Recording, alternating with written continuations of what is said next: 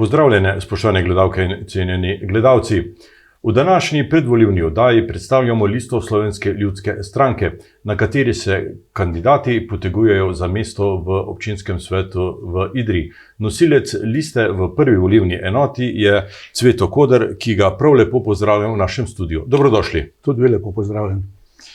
Slovenska ljudska stranka nastopa na volitvah svojo listo v vseh treh enotah. V prvi enoti pa ste sami nosilec liste. Kaj to pomeni? Ja, to pomeni, da nekako predstavljam listo, da sodelujemo skupaj, da imaš pa kot nosilec en program, ki ga deliš enakopravno z vsemi člani liste. Občani Idrije vas poznajo kot uspešnega dolgoletnega arhitekta, pa tudi kot župana. Pred leti ste županovali, mislim, da en mandat in pol. Ja, no, to je bil čisto kratek mandat, leto pa pol, potem pa cel mandat 4 leta. Kakšne so te izkušnje? Te izkušnje so na vsak način dobre, karkoli. Ampak jaz mislim, da arhitekt se nekakšno znajde v tej vlogi, ker gre tudi tukaj za komponiranje, gre za timsko delo, gre za predstavljanje neke ideje, ki se potem realizira vedno v konsenzu z vsemi ostalimi deležniki, ki so v tem sistemu postavljeni. Včasih se zdi, da so nekateri problemi prav enaki, kot so bili pred 10 leti. Podobni. Skoraj da nekateri se vlečejo. Bodo te rešitve, ki ste jih pred desetletjem in toliko predlagali, sedaj, če boste v občinskem svetu, kot član sveta, se boste najbrž zavzemali za uresničitev? No, to so zmeraj tisti problemi, ki jih večkrat naslavljamo, ki so šli že v pozabo, pa so se zopet vrnili. Gre se predvsem to, da bi občina Idrija naredila en preboj, en večji preboj. In to je ta preboj v strategiji, da se turizem vključi kot turistično gospodarstvo, ki je dohodkovno donosno in ki povezuje istočasno ta znameniti rek za cvetoče mesto in podeželje, da se to uresniči tudi skozi to strategijo. Na področju Idrije se zavzemate za pozidavo območja Ute. Lahko poveste kaj več o tej zamisli? To je ta projekt, ki ima dolgo brado, ki se je začel z natečajem, z občinskim natečajem za najboljšo rešitev pozidave Ute 94. leta s konzorcijem, ki je sestavil projektno nalogo. Potem se pa to, prve nagrade ni bila podeljena, jaz sem bil drugo nagrajen, ampak se je ta zadeva malo svižila, malo je šla v pozabo. Bil je pa zanimiv program, se pravi nek kulturni hram s hotelom, istočasno kot kongresni center, zdaj še na podlagi te nove UNESCO-ve dediščine, ki je tu prisotna. In zadaj avtobusna postaja, ki ima tam čisto dovolj veliko površino, ki bi napajala ta prostor, tudi, ker gre tudi za drugačen način transporta, so naravni, malo bolj električni in to ni več moteč faktor. Tam sedaj stojijo že nov dom upokojencev, zdravstveni dom. Se ti programi ne bi izključevali? Ne, ti programi se vključujejo, ker ta program s to osjo od tega pešmostu pa do zdravstvenega doma se je zadržal tudi pri tem natečaju, ko je šlo za nov dom upokojencev. Ta je bila respektirana, ta črta, in ta naš program je ostal tukaj v celoti prazen, bi rekel, v tem območju, ki ga bomo pozidali.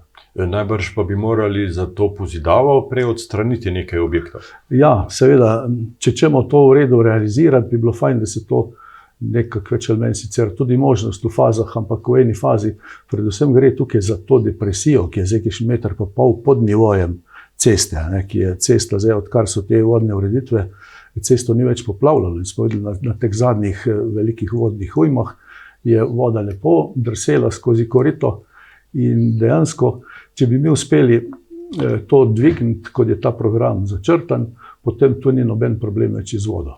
Vključuje ta vaš program tudi gradnjo tega zidu ob reki Idrijci, od stadiona do... Naš program ni tako radikalen, kot se je zdaj pojavil, namreč mi smo 86. leta skupina arhitektov na ateljeju za projektiranje, smo naredili na podlagi teh tehničnih ureditev pretoka reke Idrijce, smo naredili obrežno ureditev, to je neka krajinska arhitektura, ki je bila pa zelo zanimiva. Postavlja se od tega samo ta špica med sotočjem Idrijce z Nikovo, pa sta moja rampa s tistim mostičkom, ne pravzaprav s tistim turnčkom tam pri gasilnem domu. Pa še nekaj mejca, polš v mejci je tudi ta ureditev, ki arhitektonsko in inženirsko odvrača, da se ta voda zaleti, ki je v debelo skalo in povzroča priletje na cesto. Slogan vaše kampanje je za cvetoče mesto in lepo podeželje, če se ne motim. Na podeželju predlagate gradnjo številnih cest in oživljanje tega območja.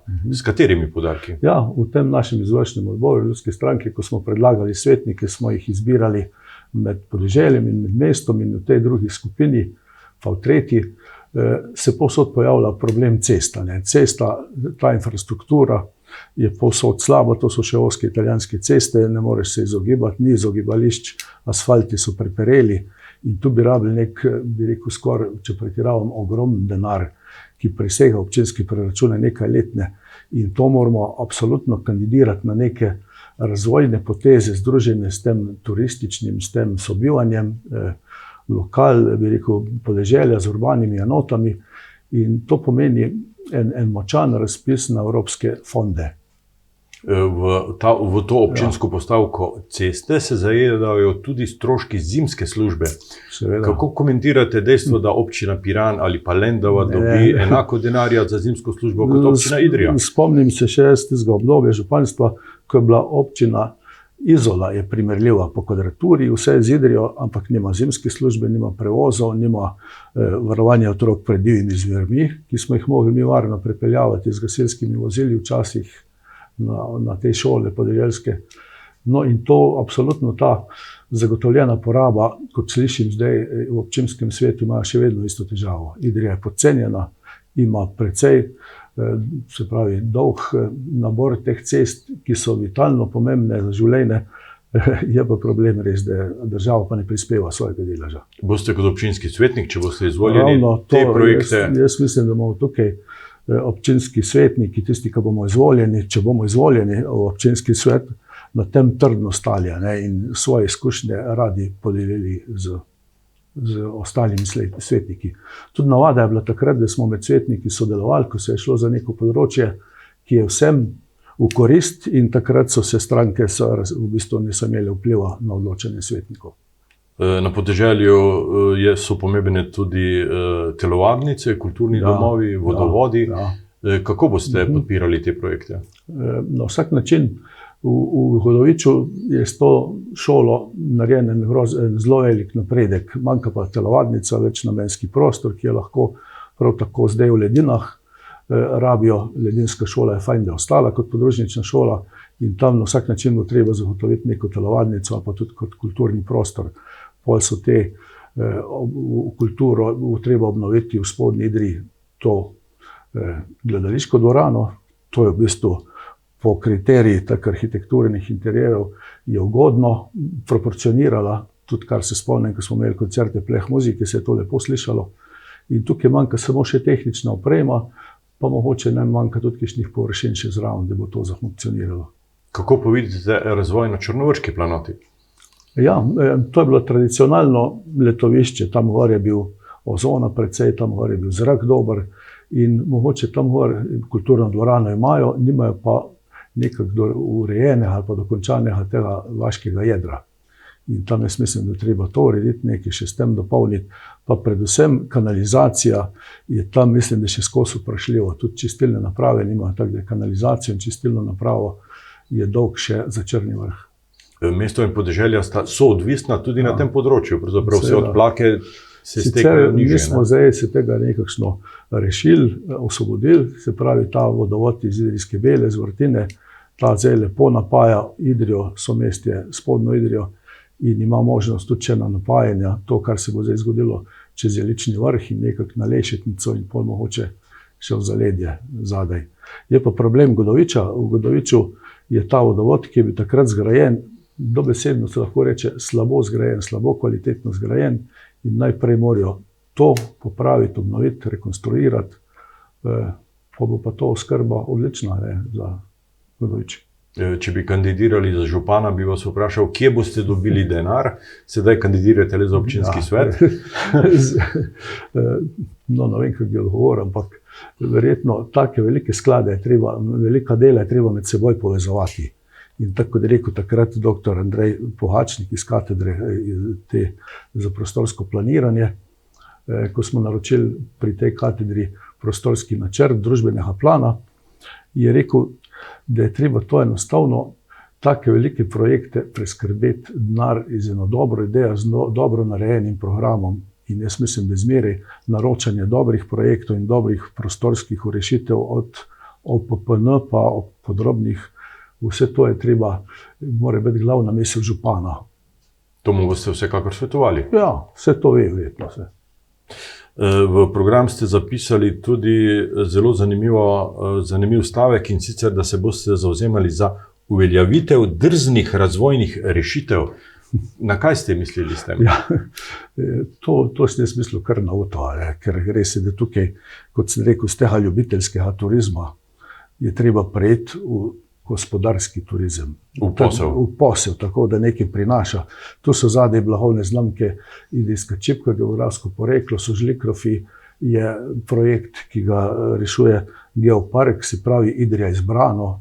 Tukaj se dogajajo produkti, prireditve, ki so vredne blagovne znamke, in to se že trži. Cena teh proizvodov, ki zrastejo na podeželju, ki so lepo zapakirani, estetsko oblikovane embalaže, so lahko produkt, ki bo višjo tržno ceno dosegal. In to so že zametki podjetništva, tudi čipkarstva. Ste optimist? Ja, seveda. Cveto Koder, nosilec liste Slovenske ljudske stranke na volitvah za nov občinski svet v Idriji. Hvala za obisk v našem studiu, hvala za ta zanimiv pogovor. Na volilni dan pa vam želim dober rezultat. Hvala. Ja, konec koncev želel bi si biti spet v tem občinskem svetu in mogoče z mojo izkušnjo in z izkušnjami ostalih sodelavcev nekaj prispevati k tej lokalni skupnosti pa k boljšemu življenju v Idriji. Vam, spoštovani gledalke in gledalci, pa hvala za pozornost in seveda srečno.